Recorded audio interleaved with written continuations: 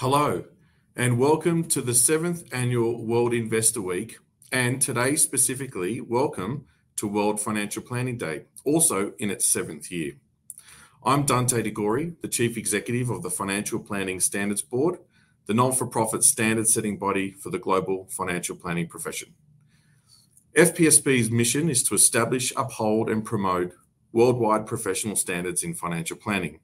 And our vision is to establish financial planning as a recognised profession globally. Today, on World Financial Planning Day, Financial Planning Standards Board and our global network of organisations joins the International Organisation of Securities Commissions, IOSCO, to support the efforts of IOSCO's World Investor Week, to raise global awareness about the importance of investor education and protection, as well as to raise awareness about the value of financial planning and of working with a certified financial planner professional. Our theme for this year's World Financial Planning Day is Live Your Today, Plan Your Tomorrow. It's about encouraging individuals all over the world to discover how financial planning can empower them to make informed decisions to achieve their future goals and dreams while enjoying a better quality of life today. Today, I'm pleased to be joined by IOSCO Secretary General Martin Moloney to talk about this year's World Investor Week, as well as the highly debated topic of crypto investing and how we, the standard-setting body for financial planning, and IOSCO, the International Securities Regulator, are addressing emerging investment trends. Welcome, Martin, and thank you again for joining us today. Dante, really nice to be here, and thank you for supporting our World Investor Week. It's great that we can link up and get these messages out there together. Isn't it amazing? I think it's 7 years that World Investor Week and World Financial Plan Day have been running. It's a great achievement. It is, and unfortunately, we never cease to have new topics to talk about, which is a pity. But there you go. We have to keep at it. Yes, I think the education and investor education is always ongoing, but we're here to try and help, and we really applaud the initiative of IOSCO. And today we wanted to focus a little bit about what this year's theme's all about. And so I'll kick off with, if you could let me know why IOSCO has chosen the focus for this year's World Investor Week regarding investor resilience, sustainable finance, and crypto assets. So it's a very good question. It's always a bit of a challenge to pick out exactly what topics we should focus on each year. And I guess one way to think about it is we always want to try to make a difference. And there's a lot of things you can tell to investors that are sort of the right things to say or so on. But picking out the topics where you can really make a difference to people on the ground is actually quite tough. And secondly, we always like to link what we're talking about to what are our priorities, the things we're working on at the moment, and try to push out there for regulatory change that respects investors and get investors into the loop in terms of understanding what's new and what's coming down the tracks. And thirdly, I think we've got to listen to experts like yourself in the field who are actually telling us where is the stress, where are people needing new information, and that's always an important fact. If you look at areas like sustainable finance and crypto, and I know we'll talk about both of those in a moment, I suspect, they're really burning topics at the moment, and there's very good reason why we want to talk about those directly affecting investors in both cases. If you then talk about the investor resilience thing, I give you my own thought on this is, it's lifelong planning is really critical here. I like your slogan, live your today and plan your tomorrow. The whole point is to connect up the different parts of your life. And when I hear people, for example, try to say to people, oh, you must be saving X amount in your pension, let's say. The amount you should be saving in your pension varies across your life. And you've got to think about this in terms of also meeting your other goals, and therefore achieving that personal resilience through clever planning of everything you're doing. And what I really like about the way you do things is that lifestyle concept and trying to create that resilience. And the other aspect of that is risk. Not everything that looks like a great idea is a good idea for you. But the word risk is not really an easy one for every investor to get their head around. Indeed, for every professionals, firms often make a mess of risk management. So it's not an easy topic. No, it's not, and we will touch on about risk and the fear of missing out under crypto, which I suspect is what you're referring to in terms of investor behavior. Before we move there, though, I just want to talk about sustainable finance. IOSCO recently endorsed the ISSB's sustainability-related financial disclosure standards.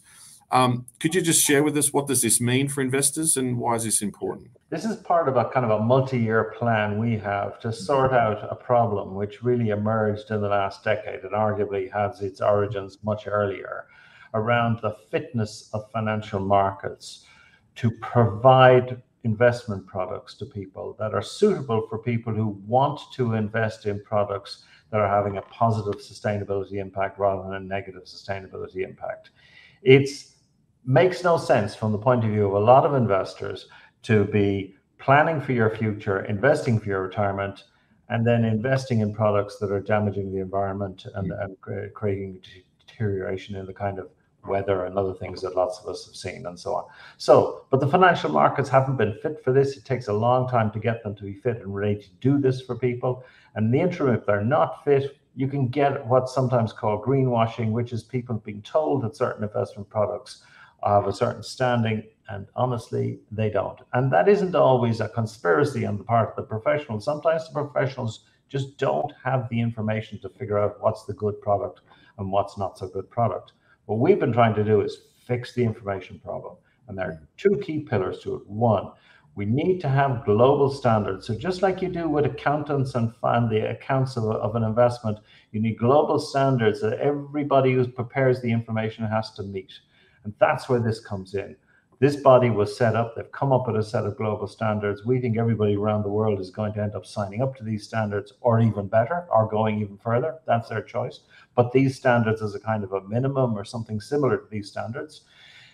If we can get that all around the world, you get good information, and then you get auditors or independent assurers to check that information, and then investors are starting to get good information. That's what we're trying to achieve. Yeah, excellent. Very important, and no doubt more on this to come. Moving on to the other theme, which is crypto assets and crypto investing. As you know, one of the main challenges for regulators is that crypto assets are primarily unregulated. They're an unregulated financial product, and that in itself means a level of risk and complexity and reduced protections if it's unregulated. And in our case as well, it's because it's an unregulated product, many licensed financial planning professionals are actually not authorized or permitted or licensed to even provide advice on unregulated products such as crypto assets. Our research tells us, obviously, and this is not new to you, and I'm sure to many of the audience, that it is a very popular product option or decision for many people around the world, in particular young people, to want to invest in. And I think there's a growing trend here because of recent events around crypto assets that people are aware there are risks associated with crypto. But given the risks involved, what would IOSCO like for individuals to understand before actually making an investment decision in crypto? The key thing to understand, it seems to be, about crypto is to compare it with, let's say, a share. If you go into the stock market and you invest in a share, you're there alongside professional investors. And if they're not investing in a market that has integrity, where there's good information available and where the brokers are good analysts and so on, they'll object. So you don't have to object. And in a sense, you get a free benefit from piggybacking on them in a traditional market, because they insist on high standards in the structures of those markets. Crypto markets are not like that. On a lot of crypto markets for a long period in the last decade, the retail investors have been on their own. The professional investors have not been there. So that kind of scrutiny of the market and market practices that you could piggyback on traditionally isn't there. Somebody tells you a price on a crypto asset, you don't know if that's the true price. You don't know if that has been artificially inflated, because frankly, often those markets are not being properly watched. It's getting a little better. Jurisdictions are bringing in more and more legislation around the world to try to improve it. It's been a hard struggle. What we've done in IOSCO is bring out a set of global standards and recommendations as countries start to regulate this. But in the meantime, if you're thinking of investing, I'm not saying no, but be careful. Be careful. Just because you see a price, just because you see a guy online who says he's a well-placed intermediary, that doesn't mean that he is. Things are a little bit more dangerous and more risky in the crypto sector. And I'm sure, Dante, you've seen this many times on many different products. And the truth is, lots of people have made good money in crypto markets, and lots of people have lost all their money in the crypto markets. Are you prepared for that? Ask yourself that honest question as an investor. Yeah, I think it's so important. And I mean, like any investing, I mean, there are risks associated with it. And to your point, some people have made money, and that of course is amplified in terms of people's interests and, you know, the fear of missing out, as we talked about. And I think your point earlier about that every person's situation is different. Every person's circumstances are different. Every person's tolerance for risk is different. And so, you know, one of the things that I think is really interesting is, you know, aside from consumer beware and sort of taking caution, are there any other steps that have been taken from regulators around the world and IOSCO in terms of trying to improve those protections for investors? Yeah, we're seeing an increasing willingness from regulators around the world to take enforcement actions in relation to crypto cases where they're being sold into jurisdictions, very often on a cross-border basis, not always, but very often on a cross-border basis. And they're really pushing hard now, regulators are, to try to squeeze out the worst of the practices. It's tough going. I mean, you can sell these products from anywhere in the world, and it's very hard for a jurisdiction to close down attempts to sell that into their jurisdiction. So again, do not assume from what I'm saying that regulators are taking more action, that the counterparties you meet are regulated. Very often they still aren't regulated.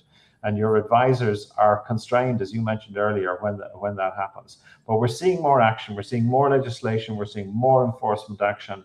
We're seeing us as a global body really trying to push into understanding these new products, because some of the products are very different from the traditional products.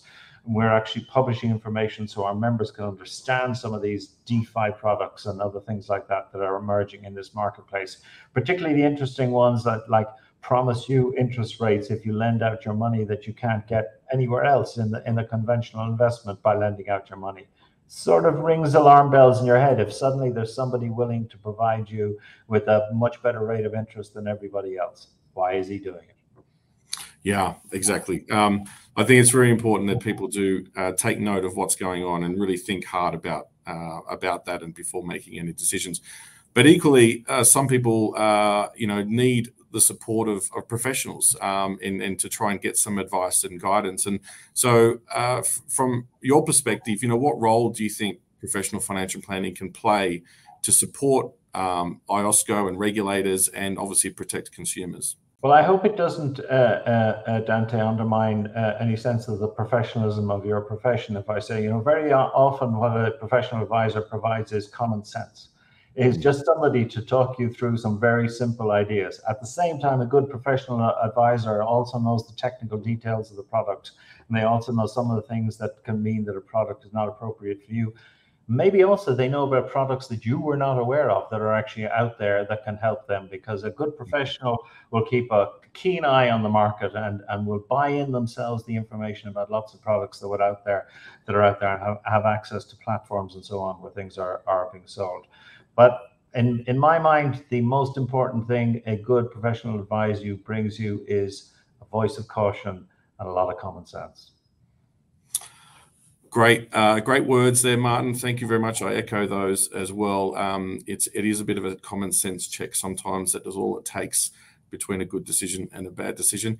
Thank you again for your participation today. I really appreciate having you with us and joining us on World Financial Planning Day. And we're very, very much excited again to be part and to support World Investor Week.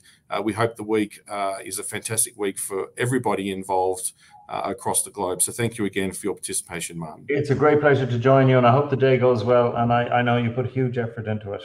Best wishes. Great. Thank you, Martin.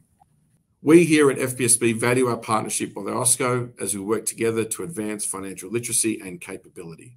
I hope today's discussion brought new insights into some emerging investment trends and how financial planning and investor education plays an important role in helping individuals make informed financial decisions.